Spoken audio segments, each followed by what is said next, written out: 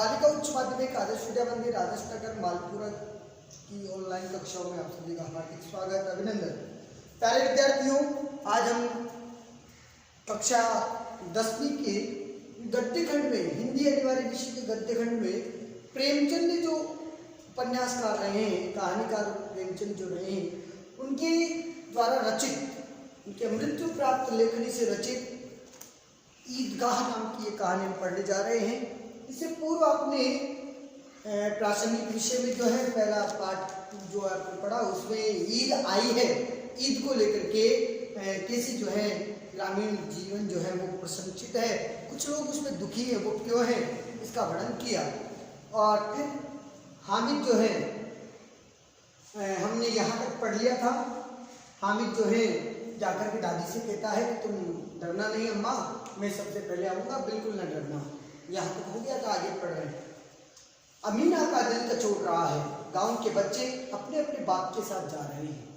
अमीना का दिल जो है वो बड़ा दुखी है, क्योंकि गांव के सभी बच्चे जो है अपने पिता के साथ जा रहे हैं। हामिद जो है वो बिन बाप का है, उसके पिता नहीं है, वो अकेला नादान बच्चा जो है कैसे शहर जाएगा, ये उसके मन में कहीं ना कहीं उसके हृदय को दुख पहुंचाता है। वो बार बार उसके बारे में सोचने लगती है। हामिद का अमीना के सिवा और कौन है, उसे कैसे अकेले मेले में जाने दे, उस भीड़ भाड़ में बच्चा कहीं खो जाए तो क्या। नहीं नहीं, अमीना उसे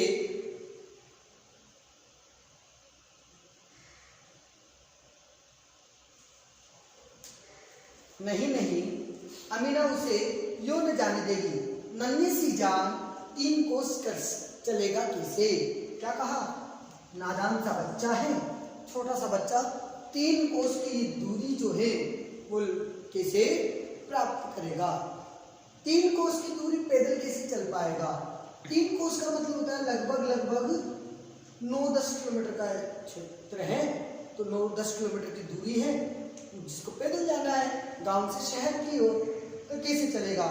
पैर में छाले पड़ जाएंगे, जूते भी तो नहीं है, गरीब व्यक्ति है और नादान बालक है, पैदल चलेगा, पाँव में जूते नहीं। कहीं ना कहीं प्रेमचंद जो है उन्होंने इस पूरी कहानी में एक प्रासंगिक विषय रखा, और वो प्रासंगिक विषय है कि संसार में यदि सबसे बड़ी सबसे भीषण आग है तो वो आग है पेट की आग। इस पेट की आग के लिए ही व्यक्ति सारे काम करता है। जैसे तुलसी ने अपनी कवितावली और दुआवली में लिखा है कि जंगल में जाकर के आदमी लकड़ी क्यों काटता है, पेट के लिए। चिड़िया जो है सुबह घोंसला छोड़ करके बाहर क्यों जाती है, पेट के लिए। चोर चोरी क्यों करता है, पेट के लिए, तो पेट की आग है। और उस पेट की आग को शांत करने के लिए काफी संघर्ष करना पड़ता है। दूसरी बात, इसका प्रासंगिक विषय ये भी है कि इस सांसारिक मानवीय जीवन में यदि सबसे घातक और गंभीर बीमारी है तो वो है गरीबी। कैंसर लाइलाज है, लेकिन गरीबी का भी इलाज नहीं है। और कहीं कहीं बहुत अच्छे विद्वान ने कहा है कि यदि वो गरीब पैदा होता है, कोई आदमी कोई मनुष्य यदि वो गरीब पैदा होता है तो ये ईश्वरीय कृति है, लेकिन वो गरीब मरता है तो इसमें ईश्वरीय कृति नहीं है, ये उसकी खुद की कृति है, उसका खुद का वजूद है कि वो गरीब मर रहा है। और कहीं ना कहीं यहाँ भी उस प्रासंगिक विषय में कि एक गरीब व्यक्ति, एक निर्धन व्यक्ति कैसे अपनी महत्वाकांक्षाओं को, कैसे अपनी आवश्यकताओं को कम कर लेता है। वो एक गरीब बालक है, और वो गरीब बालक कैसे जो है बिना पाँव में जूते पहने हुए, बिना जूतों के, बिना कुछ पाँव में डाले वो नंगे पाँव जो है ईदगाह जा रहा है। इसके पैर में छाले पड़ जाएंगे, तो थोड़ी दूर पर उससे गोद ले लेगी। अमीना कहती है कि मैं भी चलूंगी, थोड़ी दूर बाद में उसको गोद ले लूंगी, लेकिन मन में आता है कि मैं उसके साथ चलूंगी तो यहाँ सवैया कौन पकाएगा। सवैया एक प्रकार का मैदे से बना हुआ बारीक महीन आटे की नमकीन जैसी जो है फीकी बनाई जाती है, उससे दूध में जो है उसको चीनी डाल करके एक मीठा व्यंजन ही होता है। पैसे होते तो लौटते समय लौटते लौटते सब सामग्री जमा करके चटपट बना लेती। यहाँ तो घंटों चीजें जमा करते लगेंगे। मांग ही का तो भरोसा है ना। मांग ही का मतलब मांगने से ही काम चलेगा। उस दिन एक फहीमन नाम है किसी महिला का। उस दिन फहीमन के कपड़े से लेते बूढ़ी अम्मा जो है, ये अमीना जो हामिद की दादी है, वो हामिद की दादी जो है वो बूढ़ी दादी फहीमन के अभी भी इस अवस्था में भी कपड़े सिलती है। फहीमन के कपड़े सिलते और 8 आने पैसे मिले उस 8 आने को ईमान की तरह बचाती चली आती थी इस ईद के लिए। जैसे पैसा जो था उस पैसे को ऐसे सोच करके बचाती कि ईद का त्योहार आने वाला है। लेकिन कुछ बालन सिर पर सवार हो गई तो क्या करती। हामिद के लिए कुछ नहीं है तो 2 पैसे का दूध तो चाहिए ही। अब तो कुल 2 आने पर पैसे बच रहे हैं। 3 पैसे हामिद की जेब में और 5 पैसे 5 अमीना के बटवे में हैं। यही तो बिशात है ईद का त्योहार, अल्लाह ही बेड़ा पार करे। यही तो वास्तविकता है कि ईद का त्योहार जो है इस पर ही इस सब में नेमत और सुखान करें। हामिद के पैरों में जैसे पैर देखेगा, जिंदगी खेले से सभी को समझना चाहिए और थोड़ा किसी की आंख को नहीं लगता। किस किस के मुंह चुराएगी, मुंह क्यों नहीं। ये त्योहार ईद का त्योहार है, सालाना एक बार आता है और ये इस ईद की मीठी ईद के इस त्योहार में सब जो है, कोई भी घर पे आने वाला जो है उससे मिठाई मांगता है तो किस किस से मुंह छुपाएगी। किसी न किसी को तो देना ही पड़ेगा। जिंदगी खैरियत से रहे तो उसकी तकदीर भी उसी के साथ है। यदि जिंदगी सुरक्षित है तो भाग्य भी उन्हीं के साथ होता है। बच्चों को खुदा सलामत रखे, ये दिन भी कट जाएंगे। और बड़े आश्वासन तरीके से वो कहती है कि गरीबी है और गरीबी जो है वो एक दिन समाप्त हो जाएगी। गरीबी जो है वो एक दिन यूं ही हो जाएगी। कहीं ना कहीं मुंशी प्रेमचंद ने इस कहानी के आधार पर जो है यही बात करने की प्रयत्न किया है कि इतिहास के कालानुक्रम की बात हम देखते हैं तो नई नई सरकारें आती है, सरकार आती है, सरकार जाती है, लेकिन स्थिति, दशा, व्यवस्थाएं वैसी की वैसी बनी रहती है। उन व्यवस्थाओं में कोई आमूलचूल परिवर्तन नहीं होता। देश की इस दशा पर कहीं न कहीं मुंशी प्रेमचंद ने इन कहानियों के माध्यम से वो व्यक्त करने का प्रयत्न किया।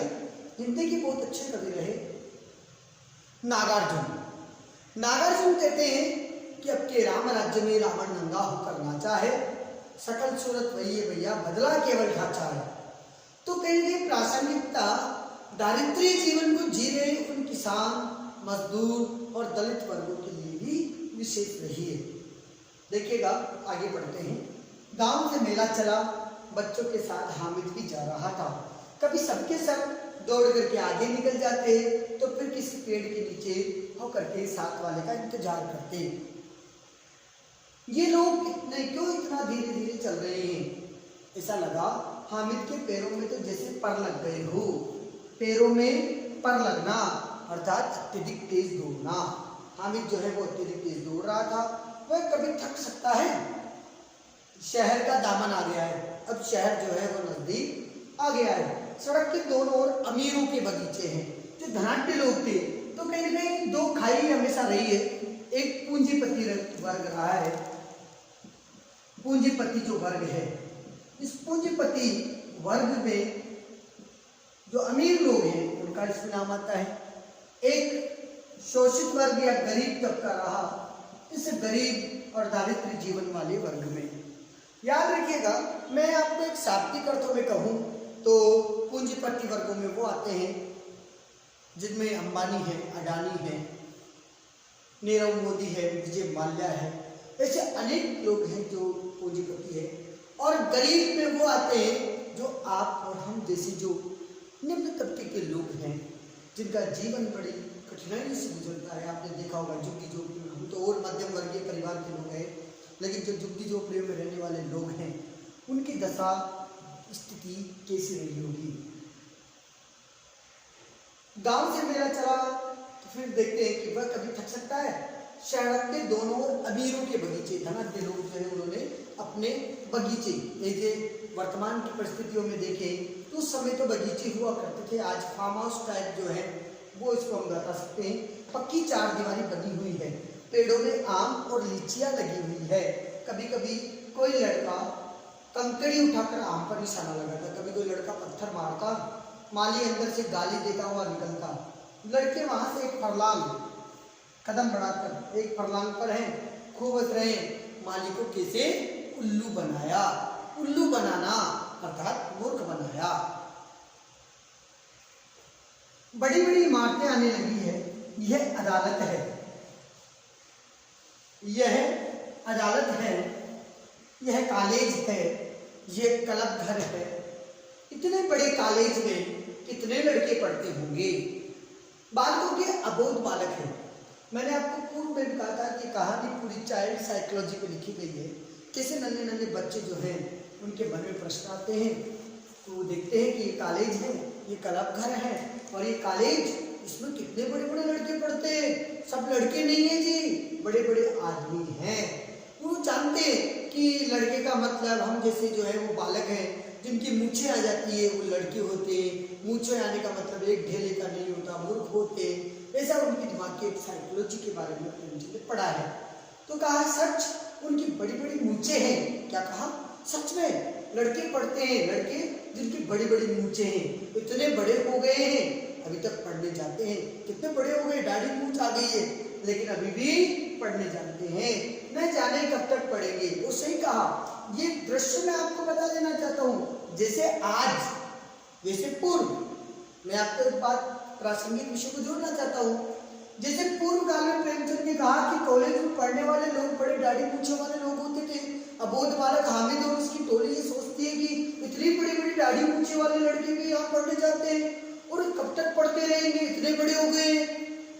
और यही आज का स्टूडेंट्स, आज का कॉलेज स्टूडेंट सोचता है कि जेएनयू में पढ़ने वाले इतने बूढ़े लोग आज भी पढ़ते हैं, फ्री की सरकार के खाते हैं, फ्री के जो है अपना जीवन जीते हैं, स्कॉलरशिप पे जी करके भारत के टुकड़े होने की कल्पनाएं करते हैं।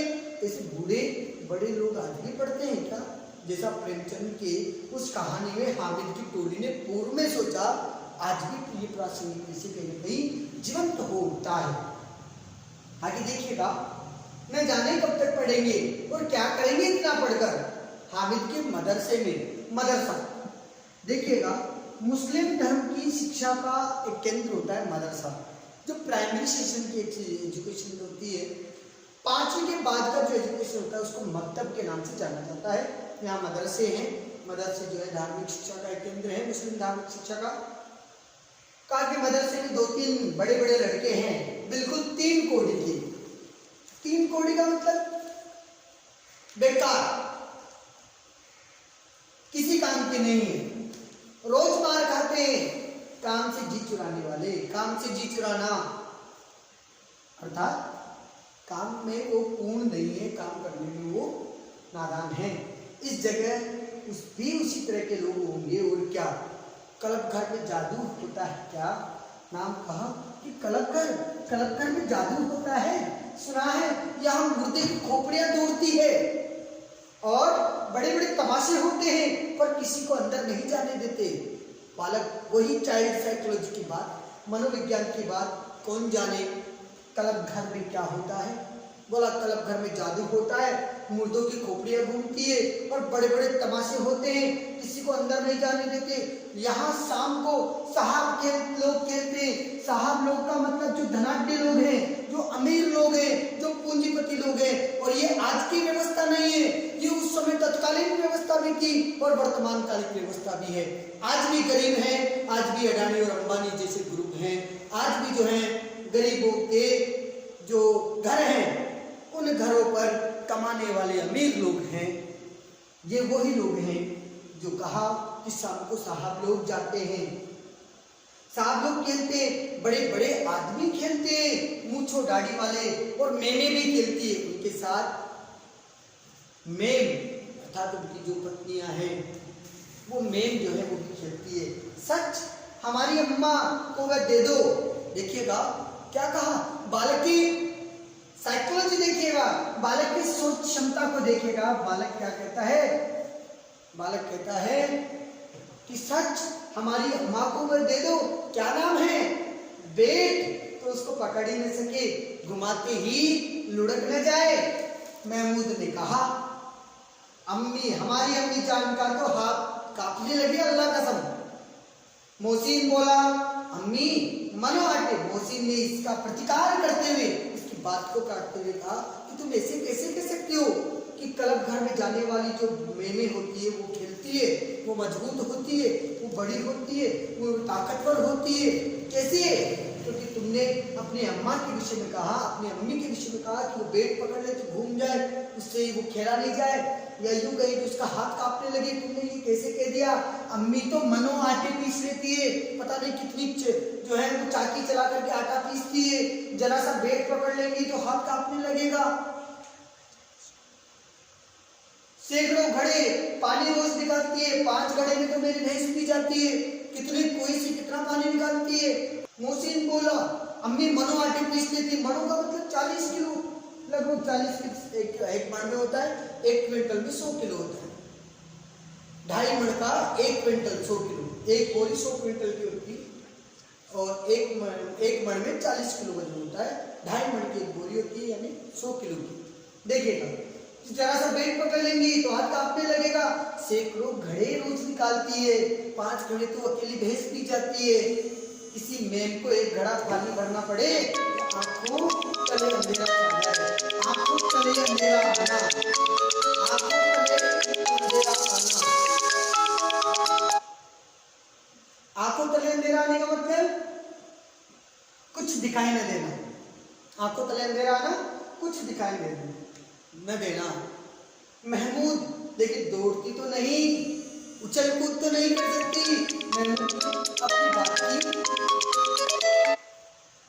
महमूद ने अपनी बात की पुष्टि की कि वो दौड़ नहीं सकती, वो उछल कूद नहीं कर सकती। मोहसिन, हाँ उछल कूद नहीं सकती, लेकिन उस दिन मेरी गाय खुल गई थी। अपनी बात की सार्थकता बालक रख रहा है। मोहसिन कहता है, हाँ हाँ मैं मानता हूँ उछल कूद नहीं कर सकती, लेकिन उस दिन मेरी गाय खुल गई थी तो चौधरी के खेत के में जा पड़ी थी, तो अम्मा इतनी तेज दौड़ी कि उन्हें न पा सका। सच में मैं भी उन्हें पकड़ नहीं पाया। आगे चले, हलवाइयों की दुकान शुरू हो गई है। आज खूब सजी हुई थी। इतनी मिठाई कौन खाता है? देखो ना, एक दुकान पर मणो, वही एक दुकान पर 40 किलो जो है मिठाइयाँ हैं। सुना है रात को जिन्नात, जैसे हम हिंदी में बोलते हैं ना राक्षस, उर्दू में जिन्नात बोला जाता है, कि रात को जिन्नात आता है, खरीद ले जाता है। अब्बा कहते थे कि आधी रात को एक आदमी हर दुकान पर जाता है, जितना माल बचा होता है वह तुलवा लेता है, सचमुच के रुपए देता है, और बिल्कुल ऐसे ही रुपए। ये प्रसंग जो है कहीं न कहीं बालक की मानसिक जो बातें हैं, उनके मन में कैसा उतार चढ़ाव होता है, उनके बारे में बताया। बाकी का हम कल पढ़ेंगे। धन्यवाद।